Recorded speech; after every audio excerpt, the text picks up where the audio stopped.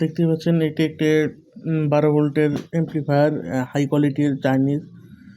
এটিতে হিটসিং দেওয়া আছে এবং পিছে একটি ব্লুটুথ মডিউল লাগিয়েছি। এটা হলো 5 ভোল্টের, সেজন্য একটা আলাদা 5 ভোল্টের ব্যাটারি দিয়ে আউটপুট দিয়েছি এবং এটি হলো 12 ভোল্টের। যে 12 ভোল্টের এই প্লাস মাইনাস একটি 12 ভোল্টের দিয়ে লাগিয়ে দিয়েছি।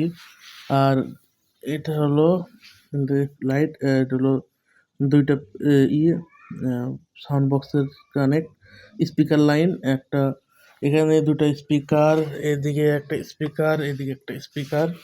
এই জন্য এই মেন একটা স্পিকার বড়টার জন্য বড়টা লেফট রাইট দিয়েছি এবং লেফটে যেটা আসলো সেটা আমি এই জায়গায় লাগিয়ে দিয়েছি। এখন চলুন আমরা এটা টেস্ট করে দেখা যাক কীরকম আওয়াজ হয়।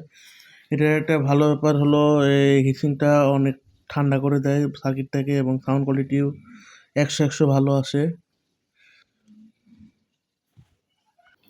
এটা হচ্ছে আমাদের মেন বোর্ড, এটা হলো মেন বোর্ডের ব্যাক পার্ট। এটা হলো সার্কিটের প্লাস এবং মাইনাস ব্যাটারি লাইন 12 ভোল্টের এবং এর পাশে হলো একটি ব্লুটুথ মডিউল ইনস্টল করব, দেখা যাক।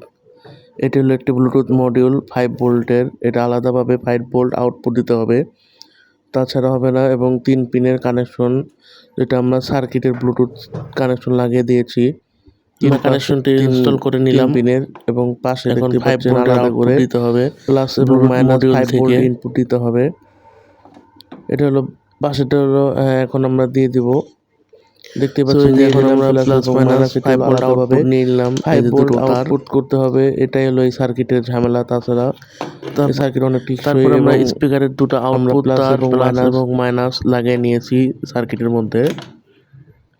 এখন এভাবে আমরা সার্কিটটি বাজাবো, চলুন দেখা যাক।